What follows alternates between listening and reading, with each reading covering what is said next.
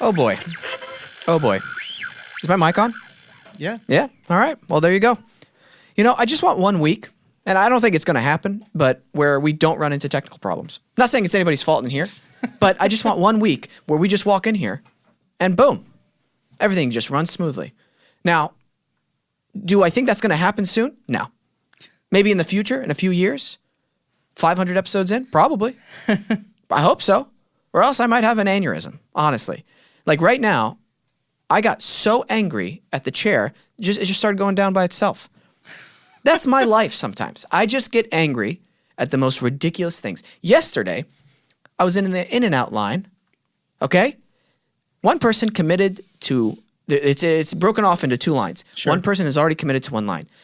My brother, because he's a slow driver, okay, and he's seeing people like about to cross the sidewalk, doesn't want to block the sidewalk, he waits to go into the space. He's about to go into the space, and then this person switches lines and then blocks both lines.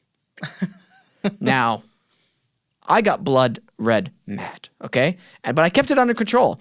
And my brother was like, you're angry, aren't you? I'm like, yes, I'm angry. He's like, you're really angry, aren't you? I'm like, yes, I'm really angry. He's like, why'd you get angry? I'm like, hey, man, hey, I'm just an angry guy sometimes. I don't know what to tell you. But, just burped. I'm not angry today. You want to know why? Why? Because if you have an Amazon Alexa, all you got to say is, hey, Amazon, hey, Alexa, turn on or play Adobe Radio. Boom, Adobe Radio's playing. Isn't that amazing? Woo. I don't believe that woo, Michael. So crazy. I'm also excited because we have Karolina Grappa on the show with us today. She is an Emmy-nominated producer, and she also hosts her podcast called Life with Caca. So that's going to be really exciting to talk about. Woo. So, without further ado, Karolina Grappa.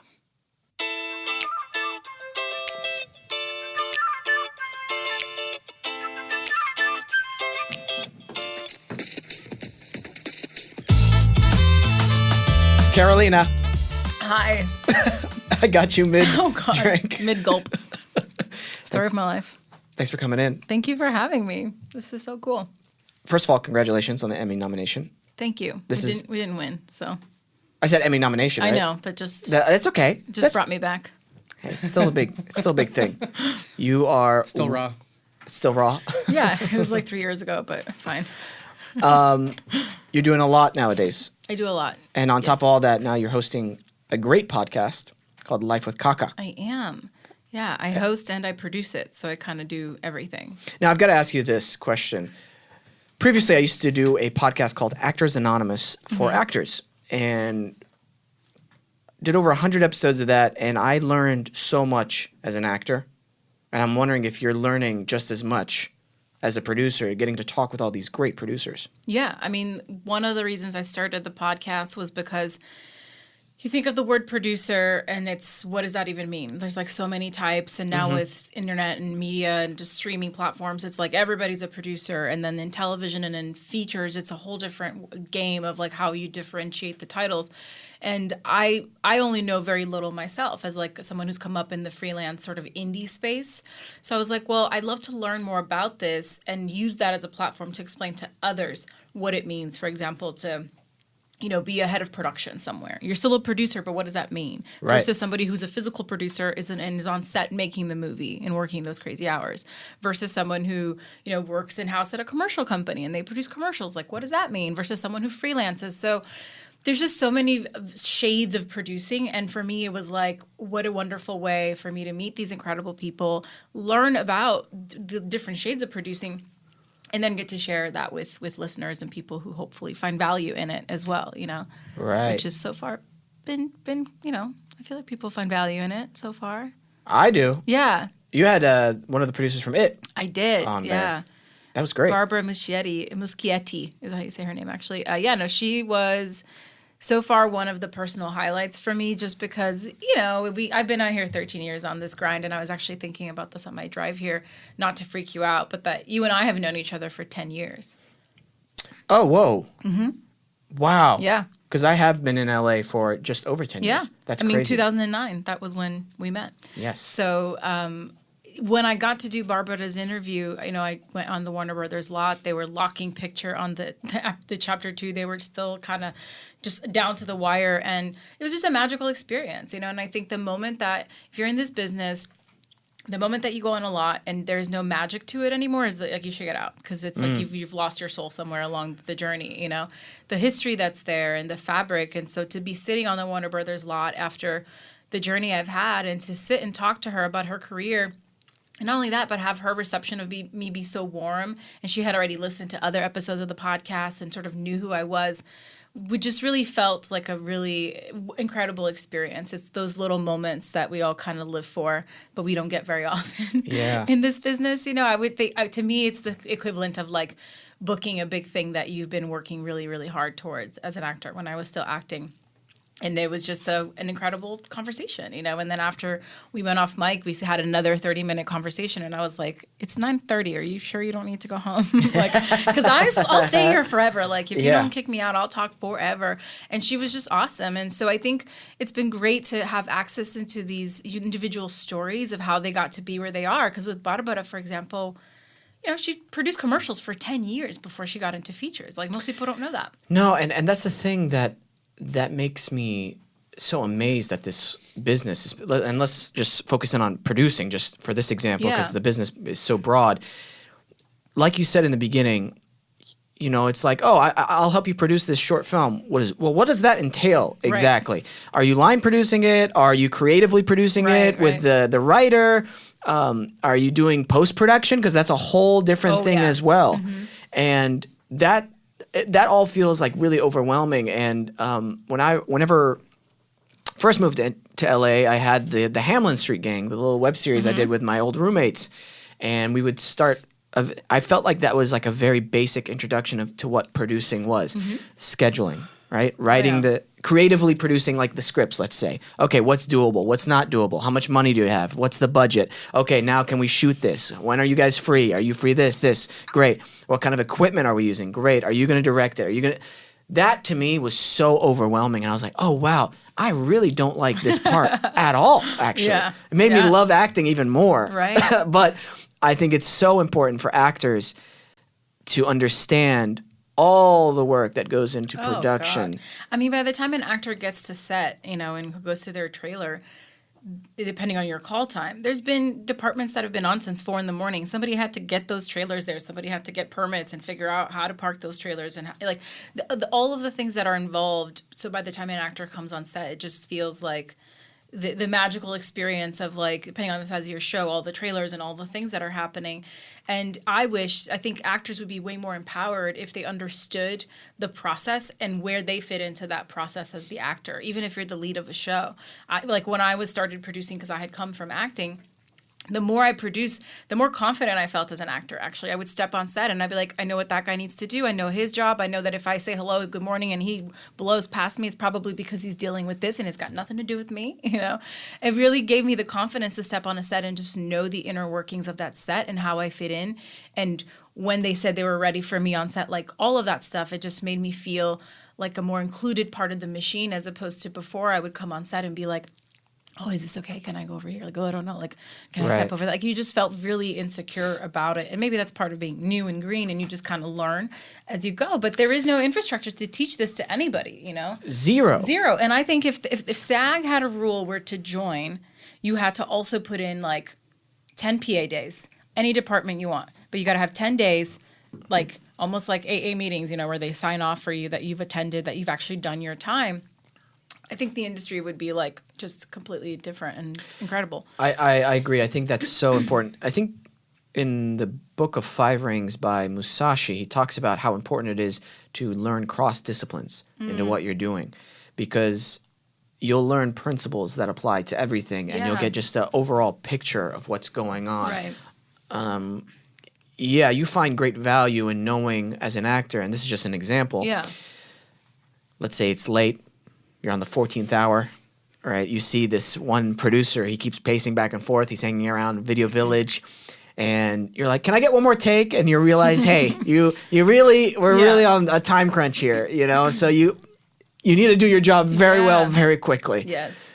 So that's very valuable as an actor to learn. And the trial by fire portion you were talking about, I think that's the best way to learn things. And it kind of weeds out people who either don't really want to do this or are way too naive and ignorant to even start doing it. Yeah. Have you ever experienced someone like that? Like you producing on a project and they just came in and they were just either way too naive or they just had no clue what they're doing and you just had to let them go or you had to like hold their hand through the whole process? I don't mind naivete as long as there's an enthusiasm for learning. Like I'll take someone who's like, I don't know this, but I'm going to figure it out and I'm going to work hard and I'm going to probably mess it up a few times, but I'm going to get it. I'd rather have that than someone who comes in with preconceived ideas of what they think it is and isn't open to me saying, hey, no, actually that's not the best way to do that. Actually, no, that's not how this paperwork is handled.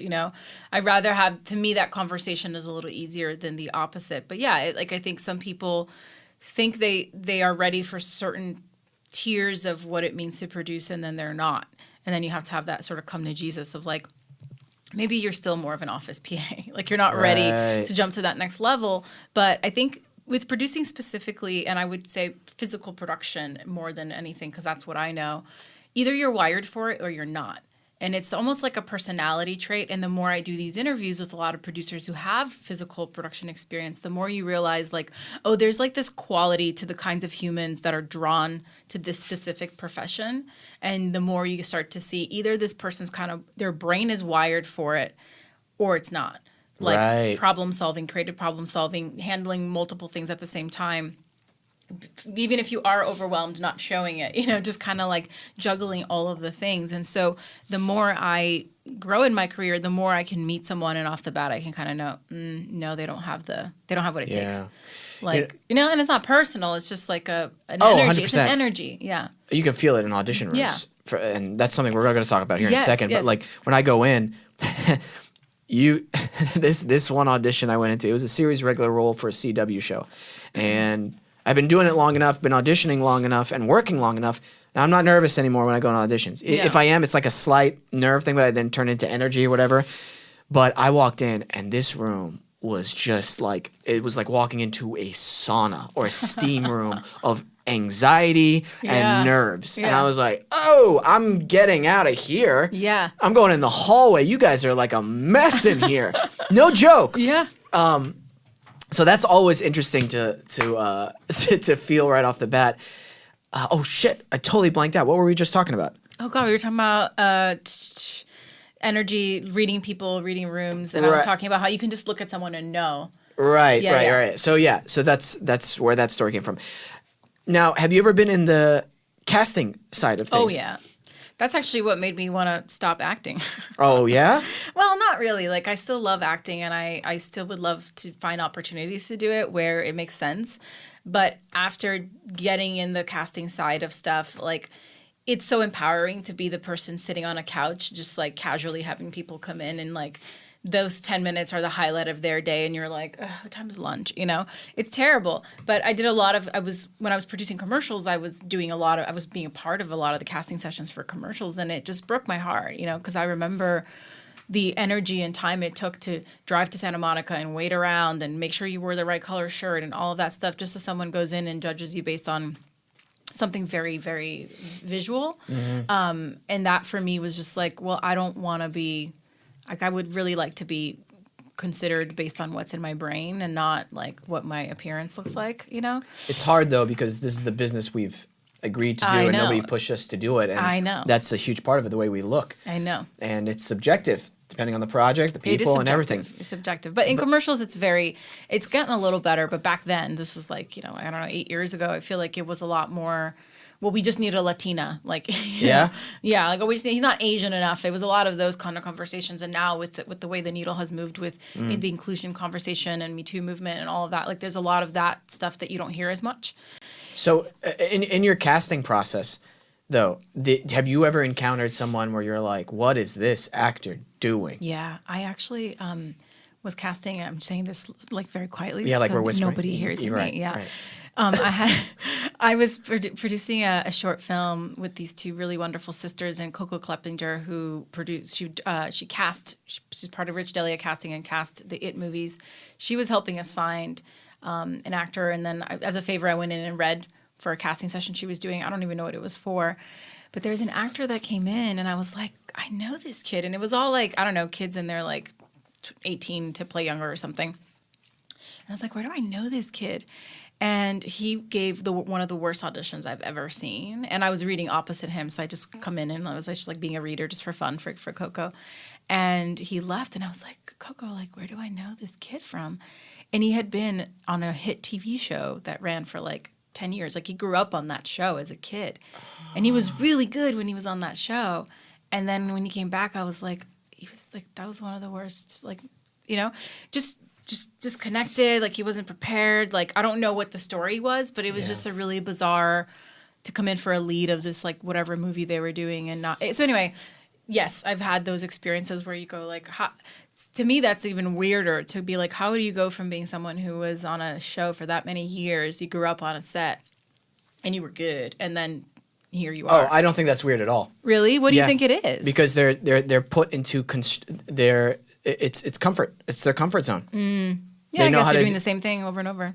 Yeah. And you're not challenged, and you think you can, I can use this formula for something else easy, or I got this. I don't need to prep for this. Yeah. I would never ever think that for any type of role. Like, I don't need to prep for this. Like, that would just like, I'd be like, what? Yeah.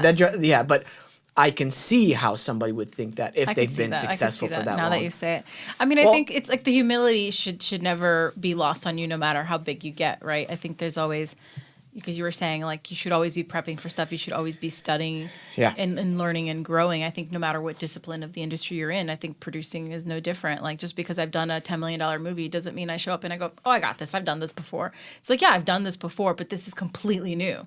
All the elements are new. All the players are new. Like, the blueprint may be somewhat similar. Here's a script, here's a budget, here's people, here's a schedule, here's a goal. Like, here's a script for an audition. It's the same, but completely different every time. So you have to have the humility to go in and say, well, I've done something like this, but I don't know it. I don't know it all the time. You know who I'm going to get you in contact with if you'd like to do a producing interview? Oh my gosh. What? Your brain? My brain just blanked. The producer, oh my gosh. This is really embarrassing right now. Well, it's on camera for everybody. It's on camera for everybody. Let the record show. I might have to cut this part out. Have you been on the show? Oh, yeah, they were on the show. My gosh. What is wrong with me today? Male? Meryl Schindler and Mary. Yeah. Oh, yeah, Mary. Mary, what's her last name?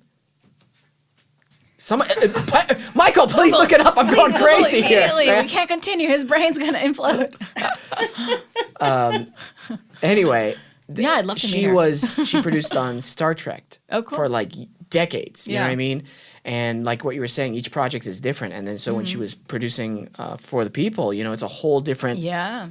It's a whole different ballgame. Well, you might encounter the same problems, but there's different the way of stuff. the solutions are different. Like, there was a feature I produced, or I was a production supervisor on, and it was my first feature, and they brought in a UPM, which stands for Unit Production Manager. It's usually a DGA title. Yeah. And I was brought in, and this woman had come from big TV stuff. She'd done a lot of TV stuff, and she was awesome at her job. But she didn't know how to UPM a $3 million indie movie. And I was like, well, I know how to do this. This is all I've been doing. Yeah. So I ended up doing a lot and like helping her through that. So that's the thing. It's like, the titles are so elusive because you go into a situation and it's so unique to the team. So in that scenario, like, there was a lot of stuff she didn't know about how to do stuff in the indie world, but I didn't know a lot of the union stuff at that moment. So she taught me, and I read the IA manual and like learned all the union rules for that specific project, Yeah. So I think having that dialogue is what's really awesome. And the more I talk to other producers, the more I realize like that there is these like tiny little communities of other producers where they're like, oh yeah, like there's this one person I call up for when I'm like, I don't know what this means. Like, I've never done this before. Like, I don't know tax incentives in Louisiana. Help me. I don't know how to make a movie in Canada, and yet you look at their resume and you like, they should know everything. But that's the thing is, like, to your point earlier, you never stop learning and having the humility to go, I'm going to prepare every time. I'm going to find the tools. I'm going to find the answers. I'm going to talk to people who have done this before me, who've come before me, who've done this, and pick their brain about it. And no shame, just like no shame, just really be upfront about where you are, as opposed to wearing this sort of armor because you reach a certain level in your career that you should be impervious to like not knowing things, Absolutely. And also the circumstances and the rules change through time as well. Gosh, so things that were okay to do back when are probably not okay to do now, or vice versa.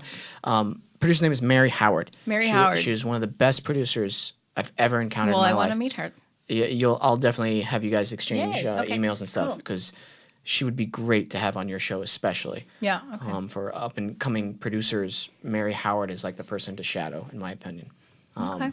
So on it. Oh my gosh, one of the most on it people. Was she more physical? She does physical production, or is she? What does that mean? Sorry. So the unit production manager, your line producers, UPMs, which is what I do. They're the producers kind of running around set usually.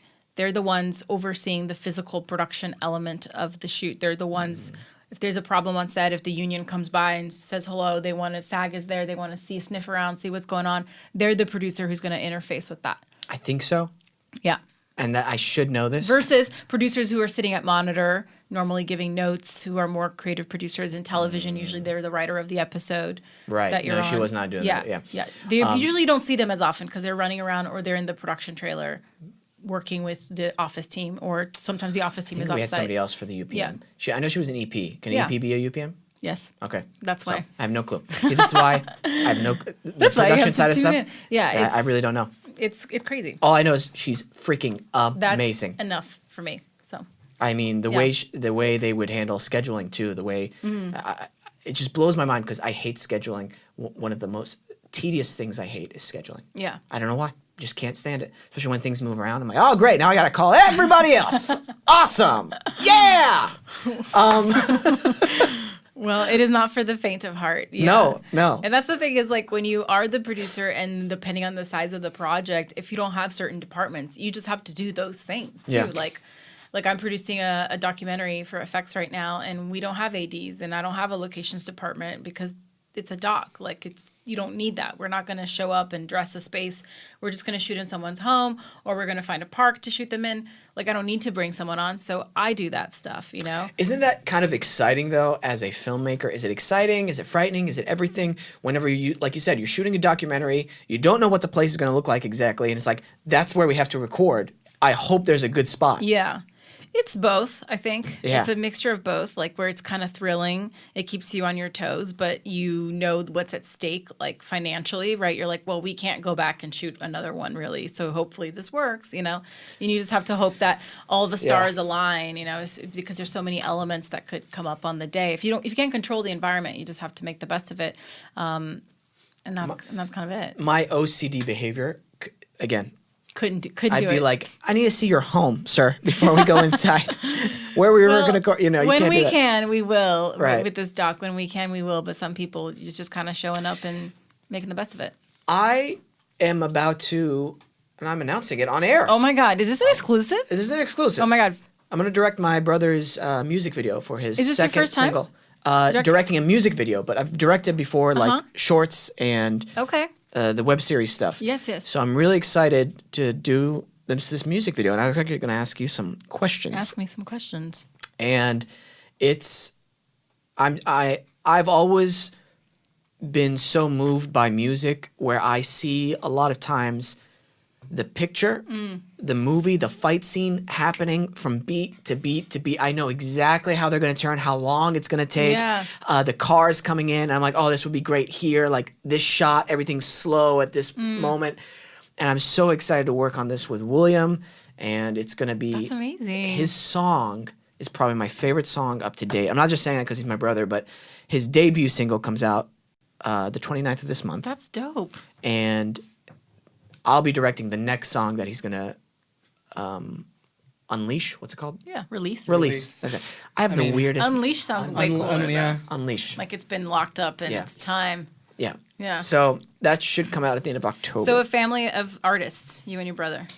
My brother's a musician and a music producer. Again, producer, what does that entail? What does that mean? Yeah. He's been learning.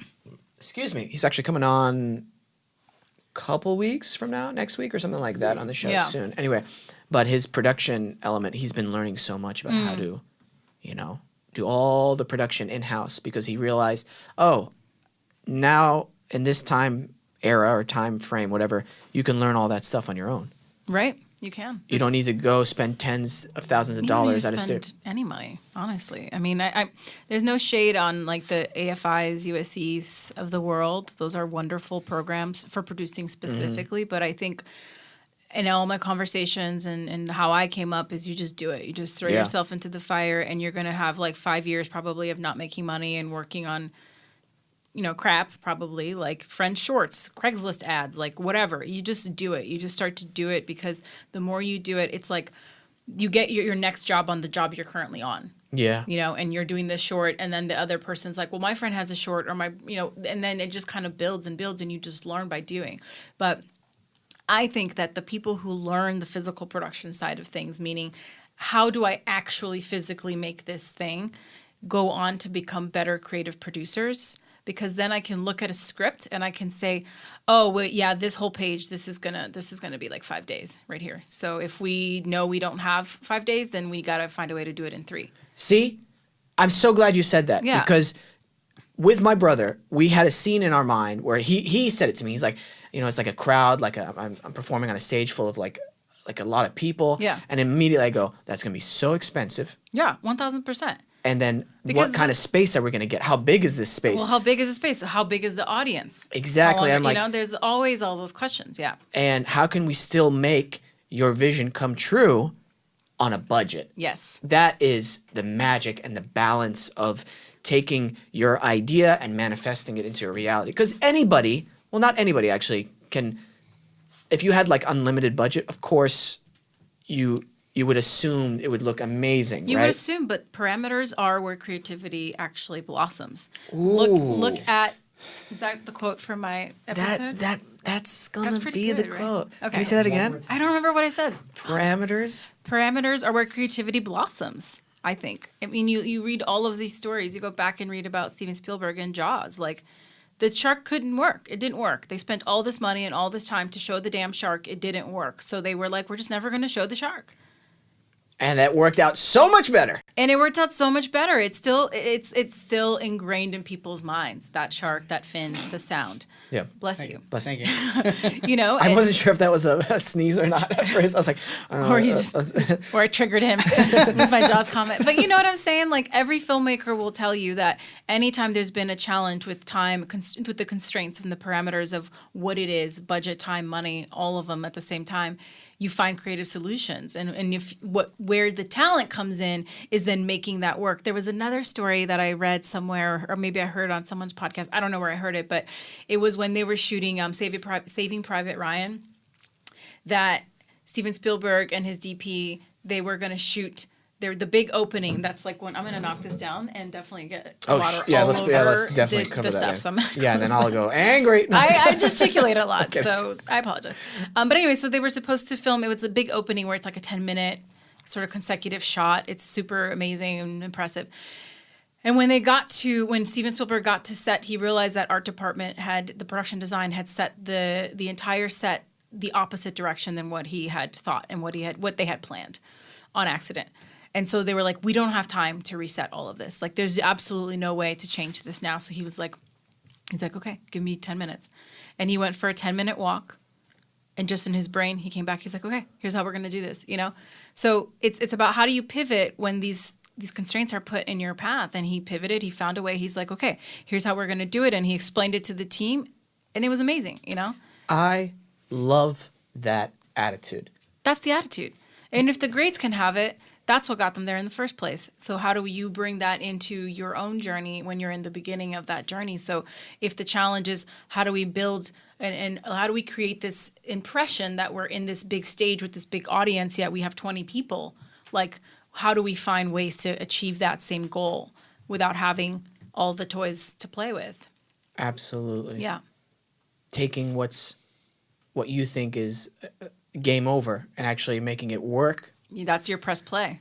and not comparing yourself in that moment to other people or thinking you can't do it. This is actually meant for you. Like if you think that, no, this challenge was meant for you. Right. That's a whole different way of looking at a perspective or a problem. I believe that who you are in your personal private life should not differ from who you are in your professional life in this industry. To me, they're one and the same, because like I practice yoga a lot, and we have this idea of like, well, the yoga actually starts when you're off the mat. It's like, yeah, you can come into the room and be zen and do the practice and meditate, but how are you going to show up in the world? That's really where the yoga begins. And to me, that's no different than how I show up on set. It's no different than how if I'm going to hold the door open for a stranger or not. The kindness in which you're going to live your life, the kindness in which you're going to have towards the attitude that you're going to have towards people, and understand that it's a bunch of humans trying to figure shit out who are all in different emotional places at every day, at any given moment of the day. Everybody's all over the place, and you're trying to reel it all in, keep everybody in line, and get to the end of the goal that you have, that you've set for yourself, which in this case is making a movie or making a music video, and I think that takes tremendous skill and tremendous talent, and it's exhausting. Absolutely. We got to take a quick break, okay, and then we'll be right back. Sounds good.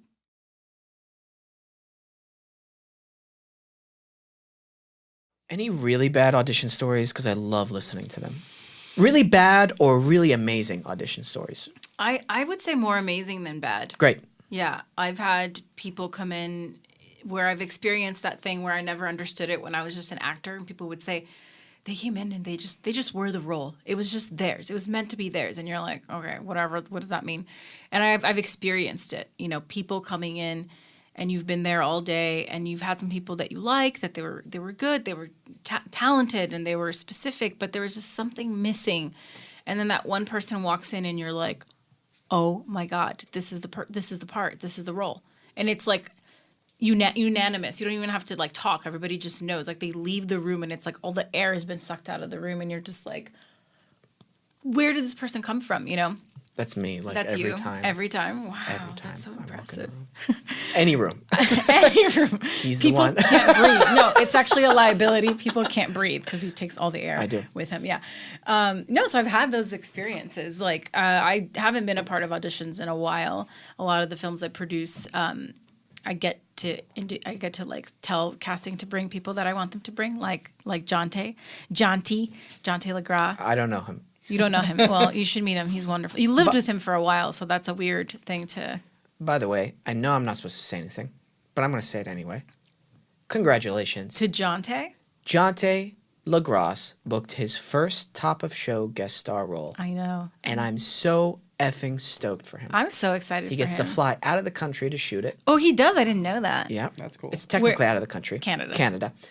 Vancouver. But I like saying out of the country because it makes it that much cooler. cooler. It's so dope. Yeah, it's very fancy. I can't express to you how stoked I was. I was suffering really bad anxiety, and I was like in bed, and I was just like, I just want to go to bed. And then I got that text, and it took me out of it completely, and I was so freaking happy. I know. For him. No one deserves it more than Jonte, honestly. He's been hustling for so long since the 1970s in Hollywood, because he is an old man. He's in his late 50s, and I'm so glad he's able to, book his first guest spot role. Yeah. That helps put it into the retirement fund that he's I know. soon going to be taking Every time I see him, I'm like, tell me stories of World War II. Like I want to know what life was like back then. Yes, he served in Nam. It was like amazing. Yeah. I know, for real though. For real. He's one of the best souls out there. What, am I too far from the mic? No, I'm just pointing. Okay. So no, I was just saying, our Japan trip that we had taken. He mentioned how much that's helped him progress in his career forward. Josh and me, because our intention on the trip wasn't just to go to Japan and have a good time. That was also part of it. Yeah. But we wanted to soak up and grow as artists by watching masters at their craft and soak in this like centuries and centuries of history and art and martial arts and craftsmanship, and see what we could apply to acting. And I'm telling you, ever since we got back, everybody's been noticed. That's crazy. Did you find like specific things that you were gonna, or you were just observing people, or were you like going to specific things and watching those people work? So this was really interesting. Our friend Josh is a big coffee guy. So he made a list of like 20 of the best coffee shops in Tokyo Oh my God. and Kyoto. And I want that list one day. oh my gosh. Karolina, Oh my God. My full name. watching these master craftsmen in Cafe Mamea was the best coffee shop I've ever gone to in my life. It starts off, you're waiting in line for 30 minutes and there's only 4 people in front of you. And you're like, what is the holdup? Your American side comes out. You're like, hey, how good is this coffee? I want coffee now. And we're waiting in there and we're noticing, we're getting this vibe off this place. Like, this is not your normal place. This is like something really special and magical. And we finally get up to the counter. He greets us. He speaks like 4 languages, the guy. Of course he does. Amazing. And he's like, thank you so much for waiting. Is this your first time here? Great. Would you like an explanation of how we do things? And he goes into what Cafe Mamea is. And one of his first things out of his mouth, he's like, we're not farmers. We're not roasters. We are master brewers of the coffee. And we know how to brew each coffee to its like perfect Oh my God. brew. He starts going through all the coffees he has, starts telling us all this information about everything. He asks us, what kind of flavors do you like? What kind of coffee do you like? Do you like light, medium, dark roast? And he gives you the scale of everything. And we're like, well, and then he's like, here, I'd like you to smell this coffee bean and how the smell is going to be different from the way it tastes. And he opened up the bag and it smelled like chocolate-covered raspberries. No joke. And I'm like, get the fuck out of here. That's chocolate-covered raspberries. He's like, no, it's coffee. I'm like, what? We tasted it. Wasn't a big fan of the taste. It was still good. It was licorice tasting. It almost like somebody dropped a cough drop. Interesting. And you're like, what is going on?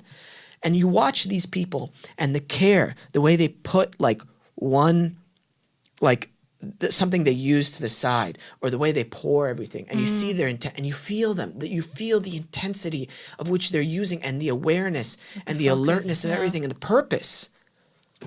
Oh my gosh, we left, and that was just one coffee shop, and we're just like, the whole trip was worth visiting one of those places. Yeah. Well, it's like they say the way you do one thing is the way you do everything. And when I find myself fumbling about my life, I remember that because it's so indicative. Like if you wake up late and you're rushing to get to the next thing and you're just rushing, then what else are you rushing through? What experiences are you rushing through? Like what emotions are you rushing through? Like, are you present in your life? Are you actually living life? You're just blowing through life, you know? I always try to think of that. Yeah. Being mindful. It's something really I'm hard. trying to do more. It's a constant struggle. I don't think you ever arrive, and I think you and I seem to be very similar with our anxieties, and so I think it's the reminder that it's just one day at a time. It's all any of us can do, and then in that day, can we make the most of those moments and be as present as we can? And some days you really succeed and you feel really connected, and you're like, I fucking crushed life. Like I got this, you know. And the next day you feel like you've regressed to the Stone Ages. You're like, I don't even know how to speak. Like what the hell, you know? So, but understanding that both of those are okay, and like that all you can do is keep showing up, doing your best, trying your best, being the best version of you. Cheesy as it sounds, it's true, you know? And that's why I was saying like that applies in your personal life, and can you bring that to your work as well? Can you, especially when you're on production, it's for actors not so much, but sorry, no worries. Part of the it's current like events. for producers, it's like 14 hours of your day. You're there. You're there the whole time. Actors, sometimes you there for 2-3 hours if you're lucky and get to leave early. So You do any meditation? I'm not as good as I'd like to be consistency wise, but I do try to meditate every day. I have an app that I like called Insight Timer that has like guided meditations for all sorts of things, for anxiety, for sleep, for getting grounded. So I'll try to do that as much as possible when I can. But sometimes, like I said, if I wake up and when I'm on a show, like right now, I just overlapped 3 projects at the same time, which I don't recommend. It was a lot. I'm very #blessed, but it was a lot. Like from July to now, I've not had time off, like period. And then I think that one of the reasons also I wanted to start the podcast is because I post a lot of behind the scenes of what I'm doing, and I like to always shine a light on the positive side of things, and I make it look really fun and really easy. But there's a lot that goes into it that people don't see, and I don't necessarily have the time or the bandwidth to be showing all the hardships of my day, and nor do I think people want to see that as much.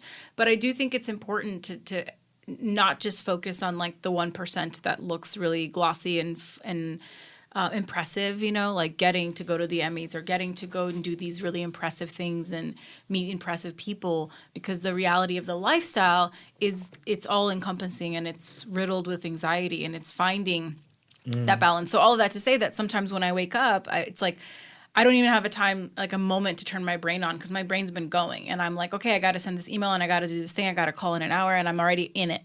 And I don't have it's like the control, and I'm learning and teaching myself to start my day and at least give myself 15 minutes to just like be, and even if I can't get to a meditation, to just like go make a cup of coffee and be present in making that cup of coffee, not be listening to a podcast, reading an email at the same time, trying to text this person back and make a cup of coffee, and then I spill the coffee. You know what I mean? Like, so then how you do one thing is how you do everything. Because now I didn't do any of those things well. I did all of them or half-assed, and now I'm frustrated, and that's how I'm starting my day.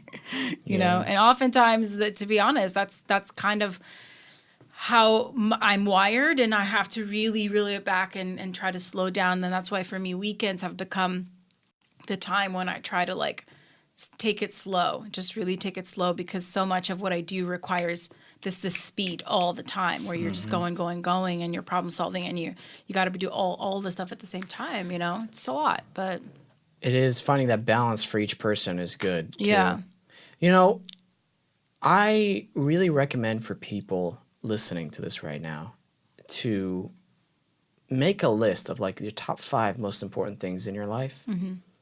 And then from there, see if you can make like that day, everything funnel into those 5 things if possible, and see how much better you'll feel. I like that. Yeah. And for those artists listening, kind of, whenever you get into that mental artistic block, where you're like, I don't know what to write, I don't know what to do.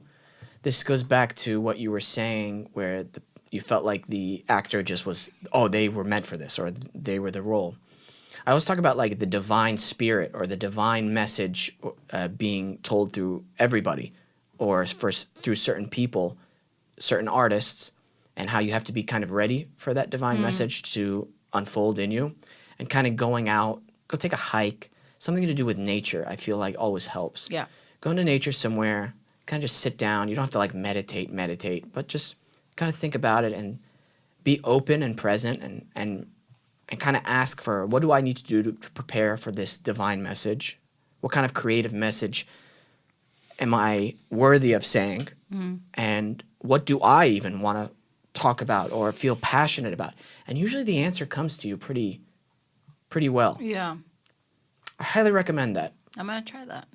Yeah. I'll report back. Yeah. Extreme physical exercise helps with anxiety for me. I know. I need to get into that. Yeah. And that's the thing, when I have not had time for that, because I'm working crazy hours, and there's just like, I don't have the actual energy physically to go do it. Like if I'm working 14-hour days, I'm not going to wake up at 3 a.m. to go to the gym before I have to be on set at 5. Like, that's just not realistic for me, So then it's in the off seasons when I am a little more stable in my sort of schedule that I can go and do that. And when I still can't make it, I break down, honestly. Like, it just doesn't work for me. Like, I have to be doing something like that. Even if it's a 20-minute walk, if I'm on set, like I'll be walking back and forth all day just so I can be in motion with my body, because sometimes it's a lot of frenetic energy here up. Like, you're here frenetically, but it's not in your body. And a lot of times you just need to move that through your body. And that's motion. That's how you do that. Just by walking or anything. It helps. So. Absolutely. Yeah. Let's talk about some current events. Michael? Okay. What do you got? The WGA West president was reelected in a landslide, which means that the writer's strategy will continue against the agencies of having the writers fire their agents. Oh, wow. Okay. So it is ongoing 6 months on. Oh, boy. Yeah. That's a lot. Do you think there's a tipping point because of this? Yeah, I think the ATA was probably hoping that well, it was a long shot, but they were hoping that Phyllis Naj would probably win, and then she would come back to the table to negotiate. But that is not going to happen. Yeah. So he won about 74% of the vote. Wow. So, You know, what's really interesting, this is kind of related, you know, because it's about fair wages, right? And what paying out to who, how fair it is to do that with your reps. I think with the amount of streaming services available, this is something, an article actually Jonte sent me, how streaming is killing the middle class of actors because sure, there's more work than ever out there right now, but it's harder to make a living off of acting. Mm-hmm. So I don't know, man. it's the same thing with writers too. Yeah. Because I mean, you have the upper level of writers who are going to be taken care of because they have the multi-million-dollar overall deals with Netflix and HBO and all these other, services, and then the lower level writers are protected by the minimum basic agreement, but it's the middle writers in the middle that the agents are supposed to be working for that they don't. So this is a way to correct that and flip them back towards negotiating in the writer's best interest. Yeah, So, very intense. but going into streaming, here's another interesting article. Glow is renewed for a fourth and final season at Netflix. So a Interesting. last season. So basically not... Netflix shows don't really last a long time, other than House of Cards. They usually end around season 3 or 4. Well, and Orange is the New Black. But those were the OG shows. Yeah. Exactly. Yeah. But basically every new show that has come out recently has been like, season 3, season 4. I don't know how I feel about that. What about you? I feel like it's almost like we're living in the age of like fast food content. Yeah. You know, where what made TV so special was the fact that these characters came into your home week after week and you learned and grew with them for many years. They were part of your home, you know, whether or not every season was like a crushed it or whatever, like that there was this consistency to people's lives, to their routine they could every Monday night they had this show they would watch and they would talk about it with their friends or at work the next day. And I think that the binge watching, we're only going to give you 3 seasons and that's it, you never get to know what happens or revisit this world, is just more of the same of the pulse of what's happening in our world right now, where it's just like, what do you think? You like this? It's not working? Okay, well, it's not working well enough. Well, we're just going to get rid of it. We'll give you something else. Like, nobody gives anything time anymore to let it be, to let it find itself. And so I think it's unfortunate. I think Glow is an amazing show, really unique voice, and they're going to switch it out for the next Glossy thing that is women-focused, you know? And I think that's a disservice. There is some, I know Disney's doing it, and British Baking Show's been doing it, and every week they've been releasing an episode, which I feel like makes you go, okay, I'm going to try to digest this a little bit better. I think for certain shows that helps tremendously. For mind-numbing shows, I think the binge watching For sure. goes. Like I would say with comedy, like, yes, I want to get it all at once, but I don't need to watch 5 hours of Handmaid's Tale consecutively. Like, I've done that, and it's not a good time, you know? No. Like, you get immersed in the world, but I think sometimes taking a week to just process what you've watched when it's something so deep and, like, talk about it and think about it and then come back to it, like, I think that's healthy. And I think you appreciate it as a viewer so much more, what the writers are trying to do, as opposed to just, like, shoving it down your throat all at once, you know? Well, there was the phenomenon with Lost that I was so astounded with. And why people kept tuning in every week, I understood, but I just tuned out after. Maybe I would have tuned in better week after week if I watched it from the beginning, because when I first moved to LA 2009, my roommates at the time were obsessed with Lost. And they're like, you need to watch this show. Here are all the DVDs. You sit down and you watch it for today. I was like, all right, cool. I thought the pilot was amazing. Yeah. First season, I was like, man, I have so many questions. I hope they start answering some of them during second season. I stopped watching during the second season because I was binge watching it. And I was like, I'm sorry. I'm done because nothing's being answered. Or maybe third season, I was just like, I'm done. There's too confusing. Well, ABC wanted the show to keep running like a regular show, but by the time the third season rolled around, the showrunners came up with an episode, because they were turning their wheels. It's infamously known as the Stranger in a Strange Land, where it's basically the flashback is about how Jack got his tattoo. Yeah. See, And that was, I don't and even- I so never so watched so it. that was Okay. sort of their example to say, see, we can't keep this going forever. Let us wrap it up. And so that's when ABC decided, okay, we'll give you 3 more seasons, and then you guys can wrap it up. Gotcha. And so that was kind of like the start of that sort of genre series where it was like self-contained and like, you know, you have the Breaking Bads and Game of Thrones after that. Yeah. Okay.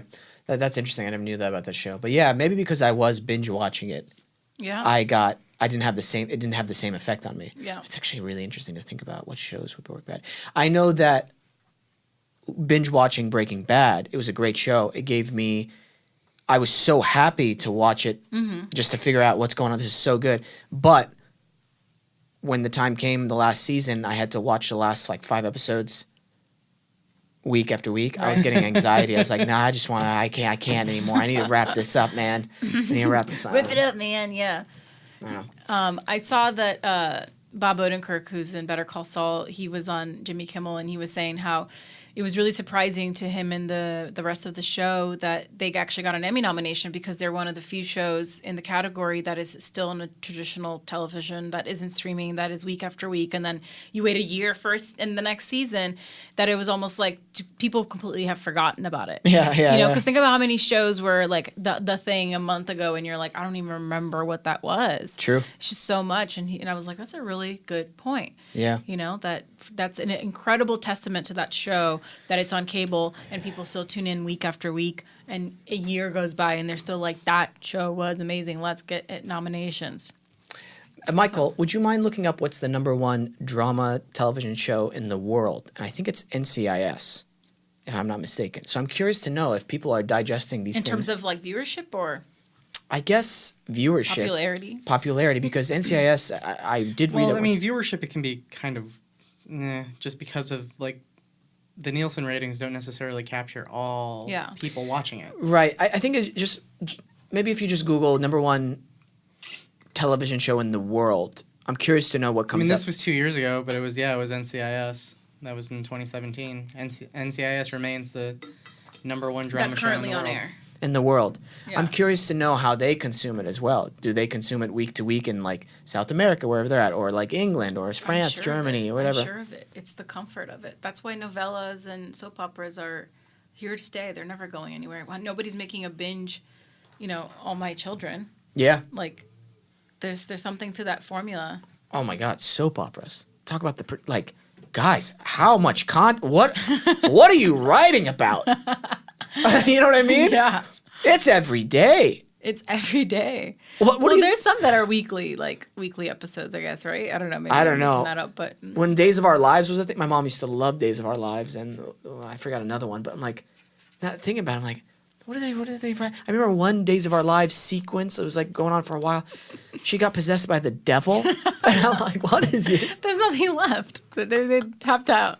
It's like aliens. Okay, now she's possessed by the devil. Okay, now he cheated on her. Let's go back to that storyline. Like, It's just to keep you hooked, to keep coming back. Yeah, But and it's that comfort of like, that's what you know. but if for a new viewer, you don't know what the hell's going on. No. You're like, okay, how many episodes do I need to catch up on to even know? 3 years worth of binge watching, like consecutively. That's the thing too. It's like, remember Battlestar Galactica when that was all the rage? Oh yeah. I loved that show. And then Portlandia had that sketch because once you start watching it, like you go into a wormhole and you come out and 3 years have passed because you've watched all the episodes. They're like they quit their jobs. Yeah. They're getting like sick because they just haven't left the couch. Yeah, they're just like, oh, just one more. Like, we'll just watch one more. It's Watch like, one more. fine, we'll watch one more. That's actually a really good sketch. It's a great sketch. And then they hire the actual actors to do a table read because Yeah. they wrote a script. It's so stupid. Is that all we got for? I wanted to do a game, sort of, Oh, a game, sort of. in the spirit of the Emmys tomorrow. So when this airs, the Emmys will have The already Emmys passed. will have passed, and they will know whether you're right or wrong Okay. About done. Better Call Saul? about who wins. Oh, okay. I see. I like this game. I Okay. like this yeah. game. All right. So, for first up is comedy series. Okay. Barry, Fleabag, Russian Doll, Schitt's Creek, The Good Place, Marvelous Miss Maisel, Veep. Ugh. I want Fleabag to win, but I feel like is this the last season of Veep? I think Veep's gonna take it then. Yeah. So Only do I. because it's the last season, yeah. I'm the worst person to play this game because as an actor, I watch the least amount of television probably. so do I. So I'm gonna go with Barry. Do you watch Barry though? Nope, haven't Okay. watched it yet. It's really good. That's what I hear. Okay. Now, lead actor, Okay. Bill Hader, Bill Hader. Anthony Anderson, Don Cheadle, Eugene Levy, Ted Danson, or Michael Douglas. Michael Douglas. What? Yeah. Kaminsky Method, Netflix. I'll take Bill Hader for 100. Yeah, I'll take Bill Hader too. Very interesting. Very interesting. You know, I don't know if I should bring this up. Bring it up. See, it's one of those things where we work in the industry, and I'm like, I want to continue to work. I don't want to ever this come out and like, oh, you said this about this person. Well, one of the things I was kind of annoyed with, whenever The Office was going on, was it The Big Bang Theory? That guy won 3 times for Yeah. Best Comedic Actor, and Michael's, what's his name? Steve Carell never won for Best Comedy Performance. I'm like, really? That's insane. Really? Yeah. That astounds me. It's crazy. He won 3 times in a row, and then Yeah. Steve Carell. I don't know. Maybe I don't know what's good anymore. No, I No, agree you with do. you. You do. I don't know. Well, we all know awards are not saying he's not bad. just about talent. There's a lot of politics that goes Right. into all of that stuff. So Again, I'm not saying that actor was bad in any way, but right. I don't know. Now, lead actress, Christina Applegate, Phoebe Waller-Bridge, Natasha Lyonne, Catherine O'Hara, Rachel Brosnahan, or Julia Louis-Dreyfus. I'm gonna go Phoebe Waller-Bridge. I'm gonna go Christina Applegate. Dead to Me. That's the Netflix show where her husband gets killed by Yeah, I saw it. a hit and run. My favorite scene in that is whenever she goes. Sometimes I just sit in my car and listen to like heavy, like hardcore rock screaming music. Yeah. She's like, "You fucking peasants," and she's like going, and her friends just like, She was incredible in that. I really Yeah. did enjoy that show. Some people had other things to say. They thought it was a little dark, but "Of course it's dark. It's super dark. Yeah, it's about her husband dying from a hit and well, run." it's not just that, but then the friendship and then the whole. Oh, her friend lied about something. Am I giving away too much Did you information? see the show? I saw parts of it. Okay, then watch the damn show. Nah. Next up, we have supporting actor in a comedy, Stephen Root from Barry, Anthony Kerrigan from Barry, Tony Shalhoub, Henry Winkler, or Alan Arkin. Oh, I think Harry Winkler is going to take it. Henry too. Let's do just one more. We got time for one more category for this game.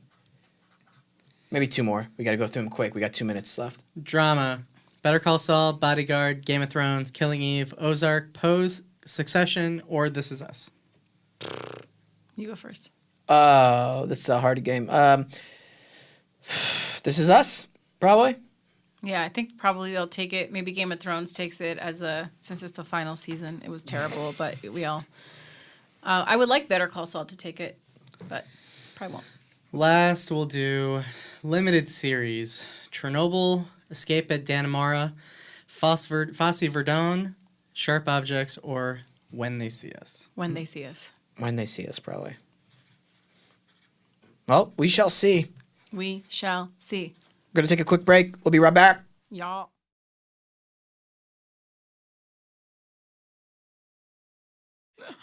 Your podcast, why did you even start it? What was the genesis of it? There was a passion project of mine that fell apart at the last hour last summer. It was the short that I mentioned, the casting session with Coco. And, I'd been doing a lot of features, and I was like, this is one that I was creative producing, and I gave notes and got it to a really good place, and it was an incredible piece of content, and I was going to actually get to act in it. And I was like, ooh, I haven't done this in like 6 years. And I was really excited I was like working out with a trainer. I was learning how to shoot a shotgun. I was like doing all the things. I was so excited. And we were 2 weeks out from going to shoot, and we lost our financing. And I did not have, $30K sitting in the bank to just be like, I'll figure it out. So we had to pull the plug, and I got into a really big depression, and I was like, okay, I don't ever want to be at the mercy of someone else getting to tell me what I can and cannot do creatively. So what can I create for myself that's creative and sort of flexes that muscle that doesn't warrant a huge production or a big team of people? And from there, sort of the podcast idea came up of like, well, I love this medium. I consume a lot of podcasts. I love interviewing people. And I was like, what if I did something in the vein of a podcast? And that was kind of the era when I sort of reached out to you. And I was like, I think I'm thinking about doing this, and I don't really know how to do it. But I didn't know what it was going to be. And then I thought, well, if I can start the conversation start with what you know, and what I know a lot is producing. And I'm at this place in my career where a lot of people come to me for advice or want to pick my brain or take me out to coffee, and I just don't have the time. And I'm not that busy by any stretch of the imagination. When I look to the women who are 5-10 years my senior, to me they're busy, but I guess to someone else I'm busy, and I am busy, but I always try to make the time. But because I can't, I was like, well, I can't sit with everybody who wants to meet with me. So if I found a way to record these conversations and help the listener feel like they are in the room with us, not a fly on the wall, but actually in the room, they just don't get to kind of talk because they're not physically in the room, then I've done my job, you know. And if I can start with producers and talk about the nuances of what it means to be a person who lives that life. So it's beyond just, you know, you're a producer, how do you make your budgets, and how frustrating is it to schedule? It's really like, you work, you're always traveling for work. How does that affect your marriage? Like, you're a woman and you want children. Like, how are you going to fit that into the space? You know, how do you sustain this lifestyle and have other things that you want to do? So there's women from all walks of life. It's not just women. I do have men on the podcast, but I'm very selective about the men I want to talk to. In the sort of idea of inclusion, I think men need to be a part of the conversation, but I don't, you know, there's a lot more men still in the field than women, so I'm trying to shine a light on the women. And so it's just really understanding the realities of what it means to be that specific type of producer. So my launch episode was with Eva Longoria, and it's like, well, what does it mean to be an actor who now produces and directs? And that for her is going to be different than another actor who also produces and directs, you know? And so just there's so much of it, and everybody's journey is so unique. And so to start with producers and then eventually branch out into understanding other people's careers and journeys in this business would be really interesting to make it go a little more macro. Yeah. You know what I think is going to happen when you continue this podcast? Yeah. You're going to start hearing, oh, I heard this person say that before, or I heard this really successful person say that. And then you're going to notice, like, oh, whoa, out of the 100 or 150, 200 episodes, all these like super uber successful producers, they all kind of said the same thing. This is actually like a gem of wisdom that actually works. That's one of the most beautiful things that you're going to take from it. Yeah. Because you're going to notice common threads through all these people. I mean, I've already have this Tuesday will be episode number 11. Yeah. I started in July, and I'm doing everything solo, which is something I don't think a lot of people realize. So from start to finish, I'm doing everything alone. I edit, I release, I promote, I do all the things. So I do need to get help for the next round of this, because the promotion marketing aspect of it is what really consumes a lot of my time, and I don't have the bandwidth for all of that, nor the skills and sort of the shorthand for a lot of what those relationships require, right? To just call someone to give you like a write-up and deadline or whatever, like that's all why you pay a publicist, because they have those relationships to just make that happen. Right. But yeah, I've already learned so much. And what's been really interesting is that people who are not in this business, who initially it's a lot of friends listening, finding a lot of common threads between their struggles and what they're after, and a lot of the conversations that I'm having. So a friend who's a real estate agent was like, I didn't realize how much of this is like kind of the same as to what I go through or what I deal with. It's just the language is different, but the through line is the same. And then another friend is a school teacher. She's like, there's a lot of stuff that's similar to dealing with the admin on a school level. And I was like, I would never have known that, because that's so outside my world. So it's interesting how much there are similarities even across multiple industries. So I hope it isn't so entertainment specific. Sometimes we do get very nuanced about, like with Barbara Muschietti, we talked about like soft money, which was like really awesome to learn if you really want to learn that about producing. But if you're trying to learn, you know, just what scares her and how she keeps her energy up and how she stays motivated, like maybe that's not as interesting to that person. But hopefully it covers the whole gamut. But I'm really passionate about it. I really enjoy doing it. It's been a really wonderful like journey to be on with the podcast, and I do hope I can continue to grow it and Absolutely. help people find it and just help bring it to the right ears. Life with Caca. Life with Caca. Where's that name come from? So Karolina is my name. Right. Hello. Hi. And hi. And then my nickname growing up is Caca because I'm Brazilian. And so Karolina is how you say my name in Portuguese. And so in Brazil, we often shorten people's names to the first sort of sound. So Ka, like everybody calls me Ka. And so Caca is just Caca, Caquinha. Yeah. It's just a very cutesy thing. But then obviously Caca means a lot of things in other languages. But Like what? No, I'm kidding. but in Portuguese, oftentimes it just means something really messy. And I'm a very I can be a very clumsy person. And I think the idea. Really? Yeah. I don't get that I from you. almost Come knocked on. this down and shit. Nah, Like, you don't come off clumsy at all. I don't mean like I'm like tripping over my shit, but like I can just be very frenetic, I guess, sometimes with my energy. And growing up, I was a very clumsy child, like ripped stockings no matter what. Yeah, like, you're a kid, just a though. kid, just a kid. But like the idea of like life with Caca, life with me, but also the messy parts of life, right?